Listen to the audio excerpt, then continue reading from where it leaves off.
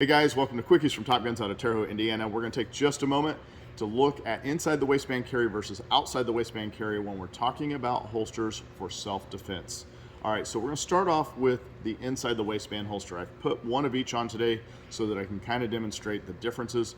If we're looking at an inside the waistband holster, some of the arguments that you'll get for an inside the waistband, first and foremost, is it's a little more concealable because of the fact that it's going to hide most of the holster itself will go down inside your pant.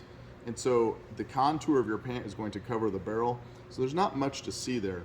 Also, it rides lower so that when you're clearing your garment, you don't have to go as high with your garment to get to your firearm.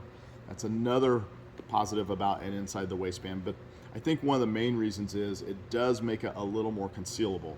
All right, now let's take a look at an outside the waistband. When we're dealing with an outside waistband, one of the arguments would be that it also happens to be a little more comfortable than an inside the waistband because you don't have something tucked down into your pant.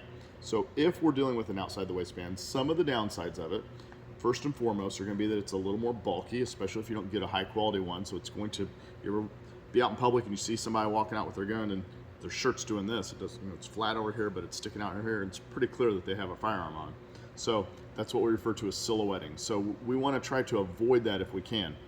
The second thing is the amount of space that it takes me to clear my garment. I have to come up quite a bit higher to get to my firearm. So that is another downside of having an outside the waistband.